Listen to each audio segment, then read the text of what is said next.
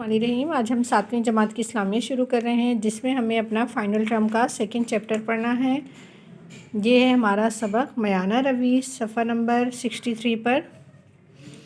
मयाना रवी ज़िंदगी गुजारने का एक सुनहरा उसूल है। मयाना रवी का दूसरा नाम एतदाल पसंदी है। मयाना रवी से मुराद ये है कि दरमियाना रास्ता इख्तियार करना, यानी किसी काम को ना तो हद से बढ़ाया जाए जिसे बाद में जारी रखना मुश्किल हो जाए, और ना ही इसे हद से घटाया जाए जिससे काम में कोई वज़न ना दिखाई दे। किसी काम को हद से ज़्यादा बढ़ाना या इसे हद से ज़्यादा घटाना दोनों इस्लाम में नापसंद है। बेटा ये आपका क्वेश्चन नंबर 1 का आंसर भी हो जाएगा। देखें, आपको मैं साथ साथ निशान लगवा देती हूँ। चैप्टर का टाइटल पेज बना के आपने क्वेश्चन आंसर करने हैं इसके।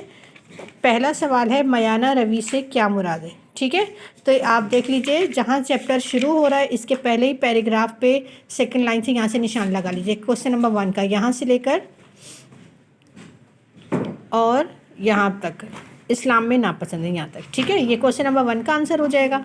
ठीक है बेटा, उसके बाद क्वेश्चन नंबर 2 देख लीजिए। मयाना रवी के बारे में इस्लाम की तालीमात बयान करें। ठीक है, ये आप वहीं पर चले जाइए जहाँ सबक शुरू हो रहा है आपका। सेकंड पैराग्राफ यहाँ से, इस्लाम ने हमें हर काम में मयाना रवी का हुक्म दिया, यहाँ से निशान लगा लीजिए। ठीक है, और यहाँ तक मयाना रवी को पसंद फरमाते थे, यानी ये 2 लाइनें जो है ना, ये आपकी क्वेश्चन नंबर 2 का आंसर हो जाएगा। ठीक है, यहाँ तक। उसके बाद सवाल नंबर 3 देख लीजिए। उम्मत वस्त किसे कहते हैं? उम्मत वस्त किसे कहते हैं? इधर ही आ जाइए वापस। इसके जो थर्ड पैराग्राफ है, थर्ड पैराग्राफ की आप लाइन देखिए, दूसरी लाइन यहाँ से। कुरान करीम में अल्लाह ताला ने उम्मत मुसल्लिमा को उम्मत वस्त कहा है। इससे मुराद वो उम्मत है जो अपने कामों में मयाना रवी और इत्तिदाल पसंदी का रास्ता इख्तियार करती हूँ। ठीक है, ये क्वेश्चन नंबर 3 का आंसर हो जाएगा। अब क्वेश्चन नंबर 4 देखिए आप। सवाल नंबर 4 है, इस्लाम की रोशनी में गम के इजहार में मयाना रवी का क्या तरीक़ा है? सवाल नंबर 4, सवाल नंबर 4 का आंसर देखें। ये जहाँ पर गम की हेडिंग डली है ना, यहाँ से, ये यहाँ से लेकर आपको आंसर लगाना है और यहाँ तक जाए तक, यानी इस्लाम ने हमें गम के इजहार में मयाना रवी का हुक्म दिया, यहाँ से शुरू करें और पत्थर बन जाएं। ठीक है, यहाँ तक। फिर सवाल नंबर 5 देखें। आप सल्लल्लाहु अलैहि वसल्लम के इरशाद माआल मनक़तसद का क्या मतलब है? ठीक है, ये जहाँ सवाल जवाब दिए हुए इसी से ऊपर आ जाइए आप। ये देखिए यहाँ पर सवाल नंबर 5 का आप यहाँ से लगा लीजिए निशान है। एक हदीस में हज़रत मोहम्मद सल्लल्लाहु अलैहि वसल्लम ने इरशाद फरमाया, ये लिखी हुई अरबी माआल मनक़तसद, जिसने माल के ख़र्च में मयाना रवी इख्तियार की वो कभी दूसरे का मोहताज ना होगा। ठीक है, ये क्वेश्चन नंबर 5 का आंसर हो जाएगा आपका। फिर नंबर 6 देखें बेटा। इस्लाम में बयाना रवी के मुतालिक इस्लाम ने हमें क्या तरीक़ा बताया है? ठीक है, इस सवाल का आंसर आप ये देखें बेटा। ये लिबास की जहाँ हेडिंग डली हुई है ना, ये नंबर 6 का आंसर, ये पूरी आप ये ले लीजिए। हेडिंग डालने की ज़रूरत नहीं है, सिर्फ आंसर लिखिएगा यहाँ से यहाँ तक। ठीक है, उसके बाद आप आगे देखें। अब हमें एक शॉर्ट नोट करना है। शॉर्ट नोट मैं आपको बताती हूँ, जो किताब में पहले है, किताब का काम कंप्लीट कर लेते हैं। आखिर में आप नोट की हेडिंग डाल के मैं आपको नोट एज इट इज़ बता दूँगी, वो दिखा दूँगी, वो आप वहाँ से लिख लीजिएगा। ये नोट है हमारा, ये वाला जो है ना, इसकी नोट की हेडिंग डाल के ये आप काम कर लीजिएगा। बाद में ये दुरुस्त जवाब पे निशान लगाने हैं। ये देखें, मैंने टिक लगवाई। आप इसको देख के ख़ुद से चैप्टर पढ़ेंगे तो आप टिक खुद लगाएं तो ज़्यादा बेहतर है। पढ़ के कीजिएगा ये काम। ठीक है, अब मैं आपको नोट भी करवा देती हूँ। देखिए बेटा,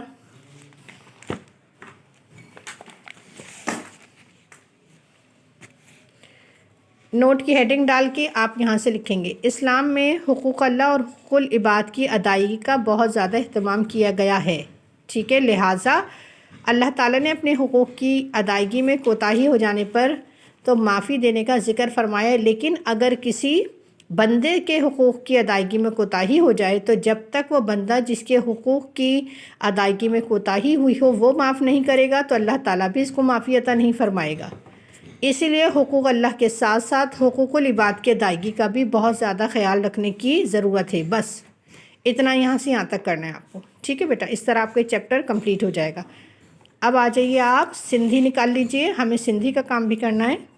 دیکھیں بیٹا سندھی میں ہم 7ویں جماعت کی جب سندھی شروع کریں گے تو ہمیں جو چیپٹر پڑھنا ہے وہ چیپٹر ہے جھیڑی نیت تھیڑی مراد۔ جھیڑی نیت تھیڑی مراد کا مطلب ہے جیسی نیت ویسی مراد۔ بیٹا اس میں ایک کہانی سنائی گئی ہے۔ کنن گوٹ میں ایک بزرگ رہتے ہو، کسی گوٹ میں ایک بزرگ رہتے تھے، ایک دن ہو سفر تے ہو تو رستے تے کیس ایک شخص ملے۔ ایک دن وہ سفر پہ جا رہے تھے تو ان کو یہ رستے میں ایک شخص ملتا ہے، بے جٹا گڑجی روانہ تھے، وہ بھی آپ کے ساتھ ہو لیا۔ رستے میں بزرگ انہیں شخص تھے 7 مانیوں ڈینیوں چیر، یعنی کہ آپ نے اسی کے ساتھ کہا کہ مل کے کھانا کھائیں گے، اور روٹیاں ساتھ لے لی تھیں، 3 روٹیاں تھیں، ٹھیک ہے۔ ساتھ چلتے گئے، وقت گزرا، اس کے بعد جو ہے ایک روٹی اس شخص نے خود ہی سے کھا لی خاموشی سے، لیکن بزرگ کو نہیں پتہ چلا، ٹھیک ہے۔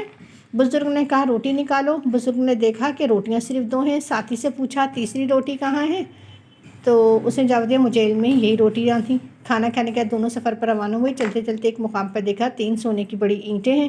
بزرگ نے اٹھا کے کہا کہ ایک تیری، ایک میری اور ایک اس شخص کی جس نے تیسری روٹی کھائی۔ یہ سن کر وہ شخص کہنے لگا کہ وہ تو میں نے کھائی تھی اس لیے مجھے دے دیں۔ بزرگ نے کہا یہ تیسری بھی تم لے لو۔ تینوں اینٹیں اس شخص کو دے کر بزرگ اپنی منزل کی طرف روانہ ہو گئے۔ اب وہ شخص ان سونے کی اینٹوں کی وجہ سے پریشان ہو گیا کہ ان کو کہاں چھپائے۔ اتنے میں 3 چور وہاں سے گزرے، انہوں نے دیکھا کہ 3 سونے کی اینٹیں ہیں، انہوں نے چھین کر اسے قتل کر دیا اور اینٹیں لے کر آگے نکل گئے۔ راستے میں انہیں بھوک لگی، بازار سے روٹی لانے کے لیے ایک ساتھی کو بھیجا۔ بازار جاتے ہوئے چور کی نیت بدل گئی، اس نے کھانے میں زہر ملا دیا تاکہ دونوں کھائیں تو مر جائیں، 3 اینٹیں اس کو مل جائیں۔ ادھر دونوں چوروں نے بھی یہی سوچا کہ تیسرا آدمی شہر سے ہے تو دونوں مل کر اسے قتل کر دیں گے، اینٹیں آپس میں بانٹ لیں گے۔ جب بازار سے روٹی لے کر تیسرا چور پہنچا تو دونوں نے اسے ختم کر دیا اور مزے سے کھانا شروع کر دیا۔ تھوڑی دیر میں زہر نے اثر دکھانا شروع کر دیا اور وہ بھی موقع پر ہی مر گئے۔ یعنی اپنی منزل تک آپ نے دیکھا کہ چاروں نے جو لالچ کی، بری نیت والے آدمیوں کا خاتمہ ہوا۔ بزرگ شخص کی نیت اچھی تھی اس لیے دولت کا لالچ نہیں تھا، لہٰذا وہ بچ گئے۔ اس لیے اس کہانی کا نام ہے جیسی نیت ویسی مراد، نیت صاف یعنی منزل آسان۔ آ جائیں بیٹا کوشچن پر۔ کوشچن نمبر 1 ہے بزرگ وٹ کھیڑیون مانیوں ہوں۔ بزرگ کے پاس کھیڑیون مانیوں کہتے ہیں بیٹا روٹیوں کو۔ بزرگ کے پاس کتنی روٹیاں تھیں؟ بزرگ وٹ کھیڑیون کی جگہ لکھیے گا آپ 3 مانیوں۔ 3 مانیوں یعنی کہ 3 روٹیاں تھیں، ٹھیک ہے۔ بزرگ وٹ 3 مانیوں تھیں، ٹھیک ہے۔ پھر دوسرا ہے مسافر شخص مانن کی چھا کیوں۔ مسافر شخص نے روٹی کا کیا کیا؟ تو آپ نے اس کا آنسر لکھنا ہے لیک جھپ میں ہی کھائے ہوئے، اس نے خاموشی سے ایک روٹی کھا لی۔ کوشچن نمبر 2 کا آنسر۔ کوشچن نمبر 3 دیکھیں جڈن سون جون تو سرون ملین تب بزرگ چھا کیوں، ٹھیک ہے۔ کوشچن نمبر 3 یہ ہے، اس کا آنسر آپ یہ دیکھ لیجیے بیٹا۔ ہک تنجی ہک منجی ہیں ہین شخص کی جنہاں نسا کے مانی کھاڑی۔ تیسرے کا آنسر یہ لکھیے گا۔ پھر چوتھے کا آنسر بھی میں آپ کو دکھا رہی ہوں، چوتھے کا اور 5ویں کا، آپ اسی میں سے دیکھ لیجیے آنسر ڈائریکٹ۔ سوال کتاب میں سے اٹھا رہی ہے اور آنسر یہاں سے لکھ لیجیے، ٹھیک ہے۔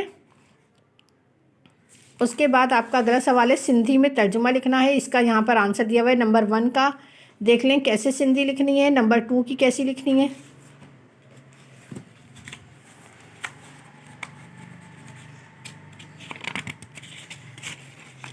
نمبر 3 اور 4 کی بھی دیکھ لیجیے۔ اس کے بعد جو اگلا سوال ہے وہ ہے آپ کو جملوں کو درست لکھنا ہے۔ یہ دیکھیں یہاں درست جملے لکھے ہوئے، آپ اپنی کتاب میں سے جملے اتاریے گا اور نیچے درست جملے کر کے لکھ لیجیے گا، ٹھیک ہے۔ صحیح ہے بیٹا۔ اس کے بعد دیکھیں آپ نے سندھی ترجمہ بھی کر لیا، غلط جملوں کو صحیح جملے کر کے لکھ لیے۔ اب آپ کے پاس جو تصویریں بنی ہوئی ہیں کتاب میں، آخری سوال ہے اس تصویروں کے نام لکھنے ہیں۔ تو تصویروں کے نیچے یہ پینسل سے نام لکھ دیے ہیں، اکاڑی، تیر کمان، خنجر اور چاقو، ٹھیک ہے۔ اس طرح بیٹا آپ کا سندھی کا چیپٹر کمپلیٹ ہو جائے گا۔ اللہ حافظ۔